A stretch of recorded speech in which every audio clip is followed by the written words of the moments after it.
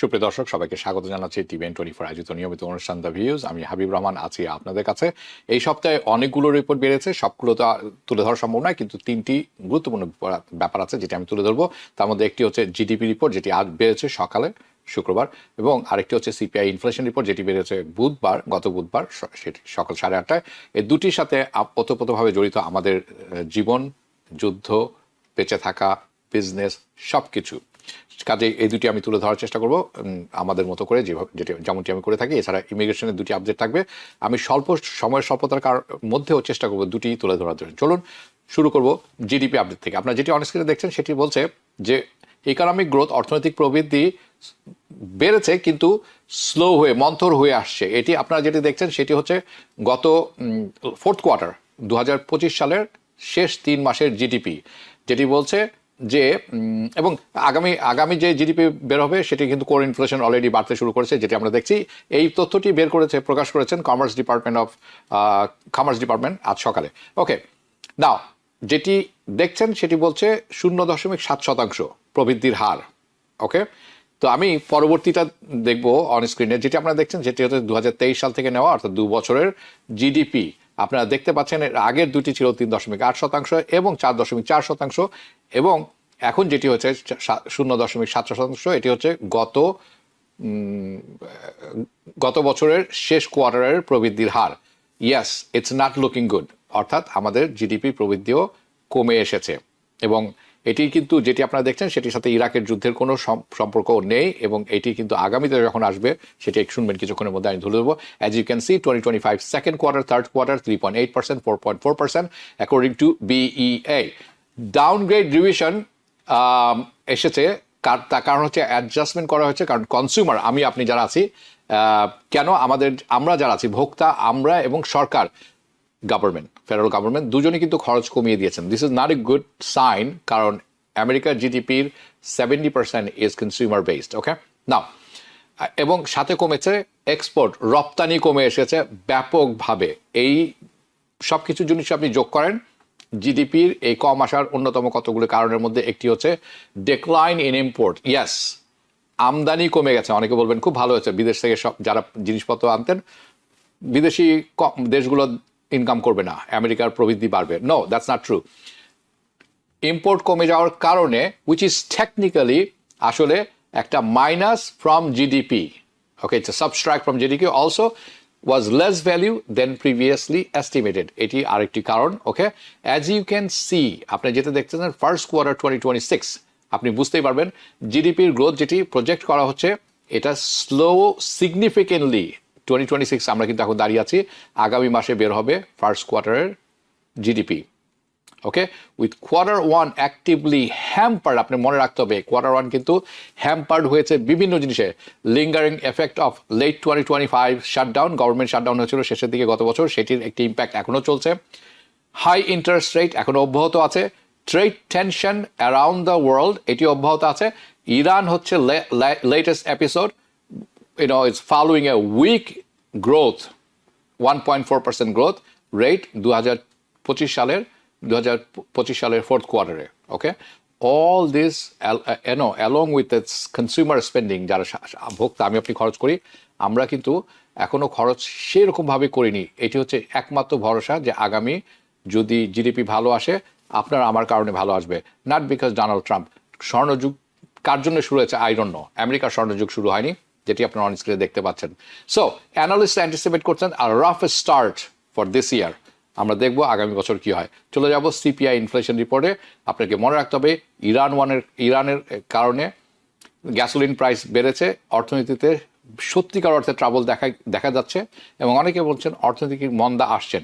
The CPI inflation report release করা হয়েছে বুধবার সকালে, এবং আমি চাই আপনারা সবাই একটি জিনিস মাথায় রাখুন, আমরা কভার করছি ফেব্রুয়ারি মাসের, নট মার্চ।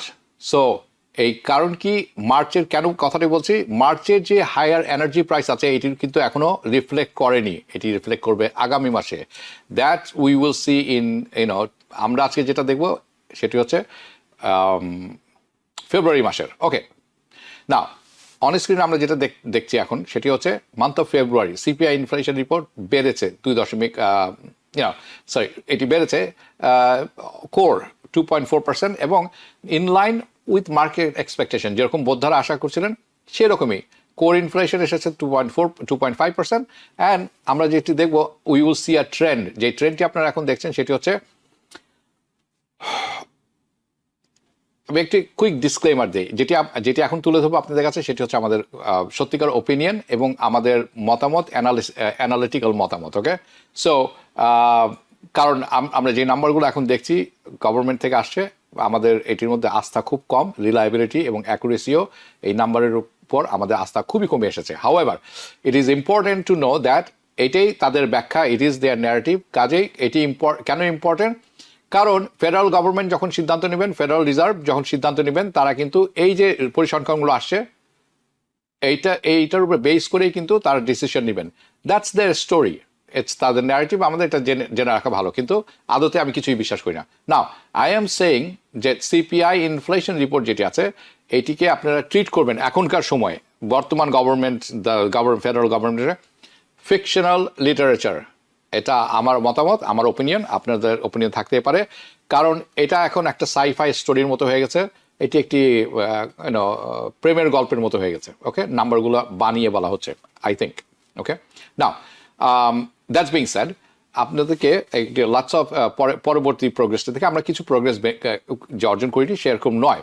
আপনার 2022 সালের পর থেকে 9% ছিল, সেখান থেকে আমরা বেশ কমে এসেছি, রেট অফ ইনফ্লেশন বেশ কমে এসেছে। Okay, come down substantially. Now it is noticeably came down, yes, progress being made.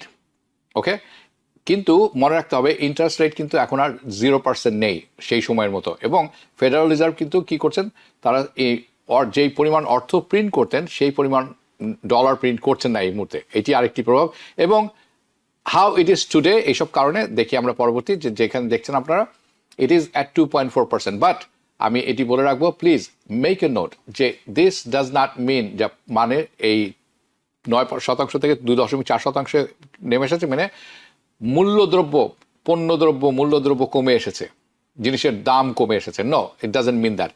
এটার অর্থ হচ্ছে যেই হারে বাড়ছিল দ্রব্যমূল্য সেই হারে আর বাড়ছে না, তার বাড়ার হারটি কমে এসেছে, that just going up but at a slower rate than compared to before. Another thing যেটি আমাদের মনে রাখতে হবে সেটি হচ্ছে এটি, although overall inflation increase বেড়েছে 2.4% at the rate, আমরা কি পরবর্তীতে দেখতে পারি?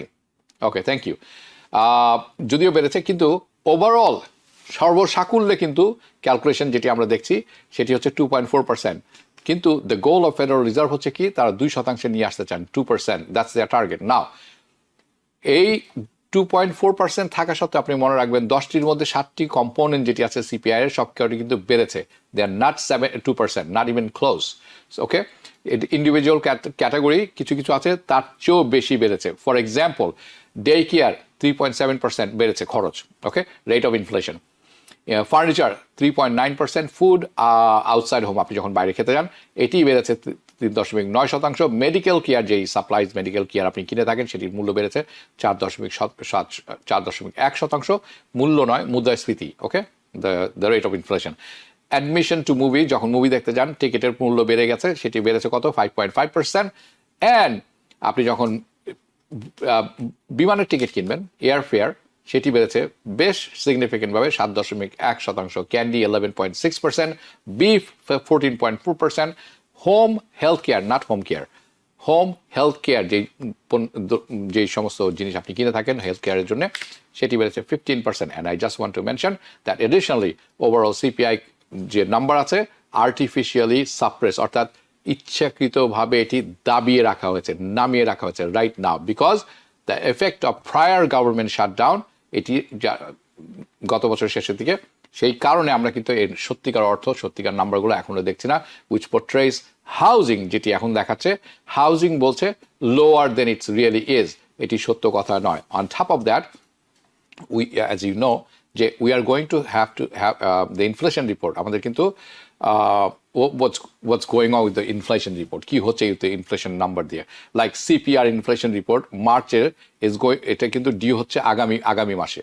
ওকে, যেখানে আপনারা দেখবেন যে এনার্জি জ্বালানি খাতের পরিমাণ কিন্তু খরচ কিন্তু বেড়ে গেছে ব্যাপক হারে এবং বাড়ছে এবং বেড়ে গেছে এবং বাড়বে। So I just want to give you a preview. আপনারা যেটা অন স্ক্রিনে দেখছেন সেটা হচ্ছে just a preview, and here is the stat of that preview. আপনারা যেটি দেখছেন as of today, as of yesterday also, okay, যখন আমরা এটি তৈরি করছিলাম, in the US normal average for gasoline যে gas or gallon of gasoline, দুঃখিত, এখন এসে দাঁড়িয়েছে 3.58। আপনারা যখন দেখছেন আমি মনে করি এটি অলরেডি বেড়ে গেছে আরো 10 cents, but just take it from me as 3.5, $3.58। yesterday, গতকালকে এটি ছিল $3.54। এক সপ্তাহ আগে এটি ছিল $3.20। a month ago in February it was $2.94। and as you can key, আপনারা কি করতে পারেন, when you come here, আপনি যখন আসেন ইয়ার টু ইয়ার, গত বছরের সাথে এই বছর কম্পেয়ার করবেন, একই সময়ে February to February 25 and 26 গ্যাসোলিনের price বেড়েছে compare to last year 16%। and I am telling you that next report যখন আপনি পাবেন, which is এই মাসের রিপোর্ট, আগামী মাসে যখন পাবেন, it is going to look very ugly, খুবই আগলি হবে, বাট দ্যাটস দ্য এক্সপেকটেশন। সবাই সেটাই মনে করছেন, আমিও সেটা মনে করছি, আশা করছি না, আমি আশা করি ভালো হোক, কিন্তু ভালো হওয়ার সম্ভাবনা নেই। বাট অ্যাজ ইউ নো, খুবই গুরুত্বপূর্ণ যে just like look at the price of diesel। আমরা যদি ওকে, আপনি জাস্ট প্রাইস, আপনি যদি ডিজেলের প্রাইস দেখেন, ডিজেল অত্যন্ত গুরুত্বপূর্ণ একটি জিনিস। ইট রানস মেশিনারিজ, লার্জ ভেহিকলস। ওকে, আপনি যদি এগ্রিকালচারের কথা বলেন, ট্রান্সপোর্টেশনের কথা বলেন, শিপিং এর কথা বলেন, এই সমস্ত রান করে ডিজেলে। এটার ইনপুট অর্থাৎ গ্যাস, ডিজেল তো নিতে হবে। তো ইনপুট যখন বেড়ে যাবে, what's going to happen, what do you think, আপনি কি মনে করেন হবেন? then of course বিজনেসের সবকিছু, বিজনেসের মূল্য সবকিছু বেড়ে যাবে। আর বিজনেস ওনাররা কি করবে, তার চেষ্টা করবে এই অর্থটি আপনার পকেট থেকে আদায় করার, যেই অতিরিক্ত খরচ হচ্ছে, right? They are going to pass it down to the consumer, the rising cost of, right, the rising cost, you know, that's going to be anything, এইভাবে তারা ফ্রেম করে থাকেন, রাইট? সো কি কোন সমস্ত জিনিস বাড়তে পারে? farmed things, vegetables to anything, fruits and vegetables and any food, transportation, shipping। আপনি জানেন শিপিং এর খরচ বেড়ে গেলে সব জায়গার খরচ বেড়ে যাবে, ওকে, which is, you know, basically everything। আপনি যদি এখানে দেখেন, just more inflation, মনে করবেন more, the diesel at 4.83% right now, গত মাসে এটি ছিল $3.67। last year it was 3.67। so when it comes to February last year to February this year, basically flat। কিন্তু মনে রাখবেন, no inflation। but আপনি যদি কম্পেয়ার করেন টুডে, আজকের সাথে, বিকজ এই ইরানের যুদ্ধের কারণে, কম্পেয়ার টু লাস্ট ইয়ার, আজকের, নট ফেব্রুয়ারি, আজকের দিনের সাথে কম্পেয়ার করেন, গ্যাসোলিনের দাম, মূল্য বেড়েছে 33%। Can you imagine this? And it's can go up seriously. Okay, so I am warning you, March রিপোর্টটি যখন বের হবে, এটি কিন্তু অত্যন্ত আগলি একটি রিপোর্ট বের হবে। However, here is something that you have to know, you should know, আপনাদের জানা উচিত যে দ্য কস্ট ফর বিজনেসেস, যারা বিজনেস পরিচালনা করেন, এটি কিন্তু সম্পূর্ণভাবে তারা যখন খরচ কোনো কিছুর বেড়ে যায়, তারা কিন্তু এটা কাস্টমারের কাছে পাঠিয়ে দেন। অর্থাৎ আগে 10 টাকা হলে 15 টাকা, যদি এখন উৎপাদন করতে $15 হয়, তারা কিন্তু এটা মার্কেটে বলবেন এখন এটার দাম, মূল্য হচ্ছে $20। অ্যান্ড ইউ অ্যান্ড আমরা কিন্তু করবোই না মার্চে। কিন্তু যদি মার্চেও সম্পূর্ণভাবে না করেন, তার পরবর্তীতে করবেন। কারণ কি, এটি কিন্তু দিস থিংস, এই যে রিপোর্টটি সম্পূর্ণভাবে মার্চে আসবে না, এটি ড্র্যাগ হবে। ওকে, থিংস ড্র্যাগ অন। আপনি জানেন সাথে সাথে কোনো কিছু মূল্য বাড়ালে তার রিপোর্টটি পরবর্তী রিপোর্টে আসে না। ওকে, তার উপর যেই যুদ্ধ এখন চলছে ইরানে, ইসরায়েল আমেরিকার যুদ্ধ, অন্যায়, অফকোর্স পলিটিক্যালে যাব না আমি, ইফ ইট ড্র্যাগস অন, এটি যদি অব্যাহত থাকে ইন দ্য গলফ, তাহলে মনে রাখবেন, forget about March, April even uglier হবে অবস্থা। আমি যখন বলি রিপোর্ট আগলিয়ার, আপনি ধরে নেবেন situation economically is gonna be uglier as the cost gets fully and more push down the businesses to the consumers. Okay, now rate of inflation আশা করা হচ্ছে, এক্সপেক্টেড, যে এটা বাড়বে মার্চ মাসে গোয়িং ফরওয়ার্ড। মার্চ মাস থেকে এটা বাড়তেই থাকবে inflation. Okay, that's going to make it more difficult for federal reserve. Federal reserve সবাই আশা করছেন, ইভেন প্রেসিডেন্ট ট্রাম্প আশা করছেন যে ফেডারেল রিজার্ভ এখন ইন্টারেস্ট রেট কমানো শুরু করবেন, বিকজ ইফ দে, কিন্তু এটি কঠিন অবস্থায় ফেলে দিয়েছে ফেডারেল রিজার্ভকে। তারা যদি এখন ইন্টারেস্ট রেট কমান, তাহলে কিন্তু এটা ইনফ্লেশন আরও বাড়িয়ে দিবে। Anyways, I want to show you this. এটি হচ্ছে সম্ভাব্যতা, অর্থাৎ যেটি আপনারা দেখছেন ইন্টারেস্ট রেট কমার সম্ভাব্যতা। এটি আসছে সিএমই ফেড ওয়াচ টুল থেকে। আগামী মাসে দ্য নেক্সট ফেডারেল রিজার্ভের মিটিং যেটি আছে সেটি হতে যাচ্ছে মার্চের 18 তারিখে, অর্থাৎ আজকে হচ্ছে 13 তারিখ, 5 দিন পর, next week Wednesday. Before CPI inflation, আপনারা যেটি দেখছেন সিপিআই ইনফ্লেশন রিপোর্ট বের হওয়ার আগে, প্রকাশ করার আগে ইট ওয়াজ অলরেডি গিভেন যে তারা ইন্টারেস্ট রেট কমাবে না মার্চের 18 তারিখে। সো there was a 99%, যেটি আপনারা অন স্ক্রিনে দেখছেন, 99.4% চান্স যে ইন্টারেস্ট রেট কমছে না মার্চের 18 তারিখে। যখন সিপিআই রিপোর্ট বের হয়ে গেল তখন এটি পরবর্তীতে আমরা যদি দেখি সেটি না, আপনারা ভুল দেখছেন, আপনারা সঠিক দেখছেন। It was still 94.9% chance যে interest rate কমবে না. If you notice, there is no change. Okay, so it did not move a thing. That's the market expectation. It's clearly যে মার্চে কোনো interest rate কমতে যাচ্ছে না. That's the expectation for it. Now, next Federal Reserve meeting যেটি আছে সেটি মার্চের পরে, এই মাসের পরে, সেটি হচ্ছে এপ্রিলের 29 তারিখে, April 29, and here is the odd সম্ভাব্যতা কতখানি আছে সেই দিন ইন্টারেস্ট রেট কমে যাওয়ার। সিপিআই রিপোর্ট বের, আপনি যেটি দেখছেন সেটি হচ্ছে সিপিআই রিপোর্ট বের হওয়ার পূর্বে। ওকে, না কি বলছে এটি, যে এটিও কোনো ইন্টারেস্ট রেট কমার সম্ভাবনা দেখা যাচ্ছে না। And here are the odds for the inflation report বের হওয়ার পরের যে সম্ভাব্যতা আছে, আমরা যদি পরে দেখতে পারি। ওকে, ইনফ্লেশন রিপোর্ট যখন বের হয়ে গেল তখনই আমরা দেখলাম, তারপর আমরা দেখলাম এটি barely moved, it did not move, সম্ভাবনা বাড়েওনি কমেনি, অর্থাৎ দ্য মিটিং ডিড চেঞ্জ। কি হয়েছে, 87.1% থেকে 87.3%। Keep in mind, this is April 29 তারিখে যে মিটিংটি হবে, এটি হবে বর্তমান ফেডারেল রিজার্ভের চেয়ারম্যান জে পাওয়েল তার শেষ মিটিং, the last meeting as a chair of the Federal Reserve. So it is going to be June মাস, আগামী এই বছর জুন মাসে যখন হবে, দ্য মোর অ্যান্টিসিপেটেড ওয়ান। তার কারণ কি, প্রেসিডেন্ট ট্রাম্পের যে নিউ ফেড চেয়ারম্যান হচ্ছেন, যিনি রাজত্বে বসবেন অ্যাট দ্য হেল্ম, উনি থাকবেন জুন মাসের মিটিংয়ে। Please take a look, June মাসে আমরা কি আশা করছি। সিপিআই রিপোর্ট বের হওয়ার আগে 60.6%, 60.7% সম্ভাবনা ছিল ফেডারেল রিজার্ভ ইন্টারেস্ট রেট কমাবেন না সেদিন। ওকে, নাও let's take a look, and there will be a rate cut in June. আপনি ধরে নিতে পারেন 67 পয়েন্ট থেকে 63.9%. ওকে, just wanted to say this situation, it's very tricky. এই সিচুয়েশন ট্রিকি, যিনি ফেডারেল রিজার্ভের চেয়ারম্যান হচ্ছেন তার জন্য, প্রেসিডেন্টের জন্য এবং ফেডারেল রিজার্ভের জন্য। কেন, ইন মাই ওপিনিয়ন, তার কারণ হচ্ছে ফেডারেল রিজার্ভের চেয়ারম্যান যে কাজটি পেয়েছেন, কেভিন ওয়ার্শের কথা বলছি, এটি কিন্তু ট্রাম্পের সাথে আন্ডার দ্য টেবল এগ্রিমেন্টের কারণে পেয়েছেন উনি ফেডারেল রিজার্ভের ইন্টারেস্ট রেট। তো উনার কি আন্ডার দ্য টেবল কি এগ্রিমেন্ট ছিল, যে উনাকে যখন করা হবে, কেভিন ওয়ার্শের কথা বলছি, ফেডারেল রিজার্ভের চেয়ারম্যান, উনি ইন্টারেস্ট রেট কমাবেন।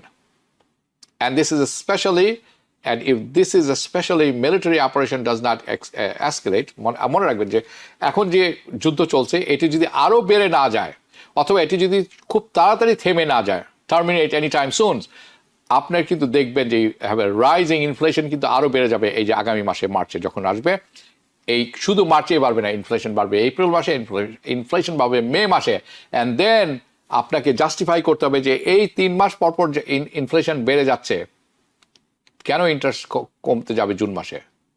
বাট মাই আনেস্ট ওপিনিয়ন, আমার মনে হয়, মানে আমি এটা রুল আউট করবো না, আমি মনে করি জুন মাসে তারা কমাতে বাধ্য হবে, কারণ প্রেসিডেন্ট ট্রাম্প এটি চান। And interest rate cut on the table আপনি ধরে নেবেন in the month of June. Here is why. Okay, just আপনি যদি একটু চিন্তা করেন, খুবই সহজ ব্যাপারটি বোঝা। They could always come up, তাদের কি করতে হবে, একটা এক্সকিউজ নিয়ে আসতে হবে ইন্টারেস্ট রেট কমানোর জন্য, কারণ মার্কেট সিচুয়েশন এবং ইনফ্লেশন দুইটি তো ঊর্ধ্বগতি। সেই সময় আপনি কিভাবে ইন্টারেস্ট রেট কমাবেন, কিন্তু তারা যদি কমাতে চান সেটা কমাবেন ইনফ্লেশন বাড়ার পরেও, তার কারণ they need just one excuse. So for example, তারা কি করবেন, তারা বলবেন যে ভাই ইনফ্লেশন বাড়ছে কিন্তু এটি ক্ষণস্থায়ী, তারা একটি শব্দ ব্যবহার করে থাকেন ট্রানজিটরি, এটি ক্ষণস্থায়ী হবে। অ্যান্ড অফকোর্স কেউই এটা বিশ্বাস করবে না, আপনিও বিশ্বাস করবেন না, আমিও বিশ্বাস করবো না, বিজনেসরাও বিশ্বাস করবে না। বাট আমরা এটি পূর্বেও শুনেছি, জেরোম পাওয়েলের কাছে শুনেছি, অন্যদের কাছেও শুনেছি, এবং this is nothing new. That's so that means that it's going to stop, অর্থাৎ ট্রানজিটরি মানে ক্ষণস্থায়ী, এটি এখন আছে, কদিন পরে থেমে যাবে, right? So they could use that excuse. They could also use an excuse যে কি ব্যালেন্স অফ রিস্ক। কোথায় balance of risk? More towards labour market. Labour মার্কেটের রিস্কটি অনেক বেড়ে গেছে, এক্সকিউজ মি। সেই কারণে আপনি জানেন যে ফেডারেল রিজার্ভের দুটি ম্যান্ডেট আছে, ডুয়াল ম্যান্ডেট। একটি হচ্ছে কি ফুল আনএমপ্লয়মেন্ট রাখা, লেবার মার্কেট সঠিক রাখা, এবং মার্কেট মানে ইনফ্লেশন কন্ট্রোলে রাখা। So they can justify rate cut because weak labour market. বলবেন যে লেবার মার্কেট দুর্বল হয়ে গেছে, লেবার মার্কেট ইজ অলওয়েজ দুর্বল। যখন থেকে ট্রাম্প এসেছেন তখন থেকে আরো বেশি দুর্বল। তো এইটা তারা বলতে পারেন যে লেবার মার্কেট দুর্বল হয়ে গেছে, কাজে এটিকে চাঙ্গা করার জন্য we need a rate cut, he wants a rate cut. Okay, আরেকটি ব্যাপার হচ্ছে President Trump wants a rate cut. President Trump বলে দিয়েছেন, অসংখ্যবার বলেছেন যে উনি চান ইন্টারেস্ট রেট কমুক, এবং যদি না কমে আপনারা জানেন যে he is gonna go ballistic যদি উনি রেট কাট না পান, ইন্টারেস্ট রেট না কমে। স্যাডলি আমি মনে করি যে দ্যাট লোয়ার ইন্টারেস্ট রেট সত্যিকার অর্থেই একটু খুব প্রয়োজন পড়ে যাবে।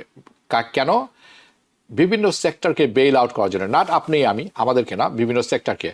আমি যখন সেক্টরের কথা বলছি, commercial real estate, banks, bond portfolios, these are underwater by the way. Banks bond portfolios are underwater.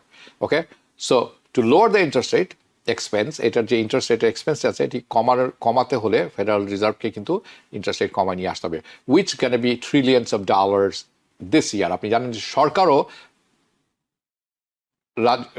অর্থ লগ্নি করে থাকেন ব্যাপক হারে, সেটির ইন্টারেস্ট পেমেন্ট এই বছর শুধু হবে $1 trillion।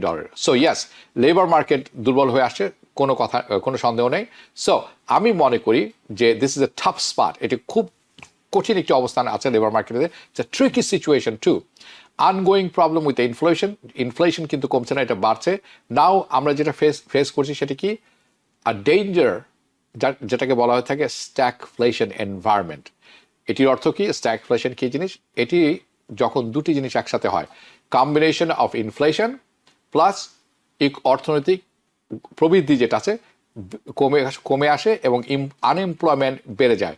So right now this is the situation you have. On the side note, আমরা জানি না অ্যাভারেজ প্রাইস অফ গ্যাসোলিন কোথায় গিয়ে দাঁড়াবে। এই মুহূর্তে আছে $3.58।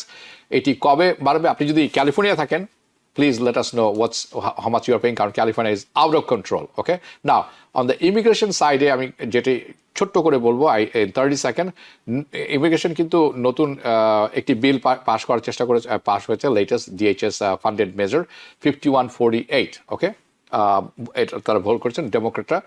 সেনেট সাইডে কিন্তু এটা, by the way, it's on the senate. Okay, so senator Fetterman যিনি ডেমোক্রেট কিন্তু ভোট দিয়েছেন পেনসিলভেনিয়া থেকে, ভোট হিম আউট প্লিজ, রিপাবলিকানের পক্ষে। ওকে, ডেমোক্রেটরা নো করেছেন। একজন নতুন আসছেন, মোলেন। আপনারা জানেন খ্রিস্টিনম কিন্তু ফায়ার হয়ে গেছেন, তার জায়গায় মোলেন আসছেন। Who is this Mullin? মোলেনের কোনো অভিজ্ঞতাই নেই। উনি কোথাকার? উনি হচ্ছেন Tulsa, Oklahoma। ওকে, উনি এর আগে DHS এ কোনো কাজ করেননি, উনি কংগ্রেসম্যান ছিলেন এর আগে, হ্যাঁ, এখন সেনেটর, কিন্তু উনার কিন্তু কোনো রকম DHS এর কোনো অভিজ্ঞতা নাই। উনি হার্ড লাইনার, এবং আমরা কি আরো কিছু ভালো কিছু আশা করতে পারি? No, I don't think so. আমার মনে হয় উনি আরো এটিকে আরো কঠিন করে ফেলতে পারেন। So we will see how it works. Okay, অভিজ্ঞতা কি? উনি MMA ফাইটার ছিলেন, প্লাম্বিং বিজনেস ছিল, ল এনফোর্সমেন্টের কোনো ব্যাকগ্রাউন্ডই তাই নাই। আরেকটি কথা বলছি যে it's comes for immigration, it's now A problem, কারণ এখন যারা আনডকুমেন্টেড, আপনারা যেটি দেখছেন, আমরা যদি আরেকবার দেখতে পারি, ইমিগ্রেশন শুধুমাত্র আনডকুমেন্টেড ইন্ডিভিজুয়ালের জন্য প্রবলেম নয়, এখন সিটিজেনদেরও জন্য সমস্যা হচ্ছে। এইটি যারা আপনারা দেখছেন, এটি এসেছে ওয়াল স্ট্রিট থেকে, এটি স্ক্রিনশট প্লিজ, আমি এটির লিঙ্কটি দিয়ে দিব, আপনারা পড়ে নেবেন। তারা এখন সেই ন্যাচারাল সিটিজেন যারা আছেন তাদের বিরুদ্ধে যাবেন, ইভেন সিটিজেন যারা নন হোয়াইট তাদের বিরুদ্ধে যাবেন। যদি দেখেন যে আপনি সরকারকে সমালোচনা করছেন, আপনি রাস্তায় বিক্ষোভ করছেন, তাহলে কিন্তু আপনার they will go after you, which is সংবিধান পরিপন্থী, but that's what Trump administration is doing. এটা প্রকাশ করেছে কে?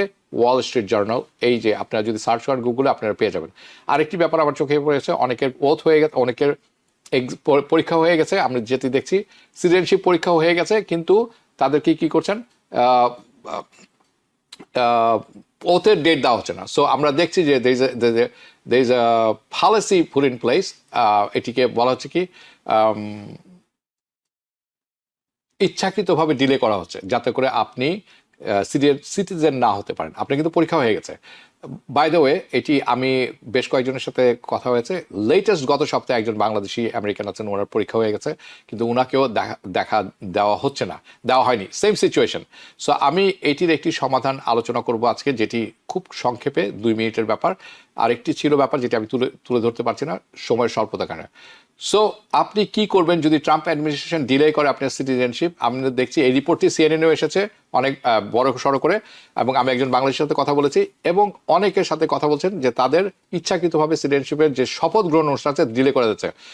So they are going for interview হয়ে যাচ্ছে, ইন্টারভিউ তারা পাস করছেন, স্কেজুল করা হচ্ছে ওথ সেরেমনি অনেকের ক্ষেত্রে, কিন্তু যখন তারা ওথ সেরেমনি স্কেজুল দেখতে যান অনলাইন পোর্টালে, দেখছেন যে তাদের এটি ক্যান্সেল হয়ে গেছে। It seems that it's happening two, আমি প্রথমে মনে করেছিলাম যে 37টি দেশ আছে যে ব্যানে পড়েছেন, তাদের জন্য এটি করা হচ্ছে, such as Afghanistan, Iran, African countries, Venezuela, আপনারা জানেন যে দেশগুলো ট্রাম্প পছন্দ করেন না। Okay, and it is now happening to Bangladeshi. আমি যা দেখলাম বাংলাদেশেতেও, you qualify for citizenship, you go for the, আপনি ইন্টারভিউয়ের জন্য যাচ্ছেন, আপনি পাস করছেন, আপনাকে ইন্টারভিউ সেরেমনি পোস্টপোন করে দেওয়া হচ্ছে, থামিয়ে দেওয়া হচ্ছে ইনডেফিনিটলি, অনির্দিষ্ট কালের জন্য। সলিউশনটা হচ্ছে, এটিকে বলা হয় de novo review. A de novo review is a federal lawsuit. It is federal lawsuit different from mandamus, দুঃখিত, it is different from APA claim. আপনাকে কি করতে হবে? আপনার ন্যাচারালাইজেশন কেসটি নিয়ে যেতে হবে ফেডারেল কোর্টে। আপনাকে এটি করতে পারবে, আপনি অ্যালাউড এটি করতে যখন আপনাকে ডাকা হবে না শপথের জন্য 120 দিন অতিবাহিত হয়ে গেছে, রাইট? ইন্টারভিউ হয়ে যাওয়ার পরে পাস করেছেন, সবকিছু হয়ে গেছে, you are allowed to you can go to federal জাজ, আপনাকে সে শপথ গ্রহণ করাবে অ্যাজ এ ইউএস সিটিজেন হিসেবে। ফেডারেল জাজ আপনাকে আপনার যে ন্যাচারালাইজেশন অ্যাপ্লিকেশনটা আছে সব কিছু নিয়ে যেতে হবে, উনি কিন্তু রিভিউ করবেন, quote and quote de novo, which means he will review your entire application. That's what it means basically, right? Just make sure আপনি যাতে কোয়ালিফাই করেছেন অ্যাজ এ সিটিজেন হিসেবে, আপনি পাস করেছেন, কোয়ালিফাই করেন, অন্য কোনো সমস্যা নেই। ব্যান হোক, নো ব্যান হোক, পজ হোক, it doesn't matter what Trump Sage, federal জাজ আপনাকে তার অথরিটিতে সিটিজেনশিপের শপথ গ্রহণ করাবেন অ্যান্ড আপনি সিটিজেন হয়ে যাবেন। আশা করি আপনারা বুঝতে পেরেছেন। আপনাদের সবাইকে অসংখ্য ধন্যবাদ। দেখা হবে পরবর্তী অনুষ্ঠানে। শুভরাত্রি। টিবিএন 24 টেলিভিশন দেখতে আজই কল করুন 7187776556। লগ ইন করুন www.totalcablebd.com। নিউ ইয়র্ক থেকে সম্প্রচারিত টিবিএন 24 টেলিভিশন বিশ্বজুড়ে বাঙালির কণ্ঠস্বর।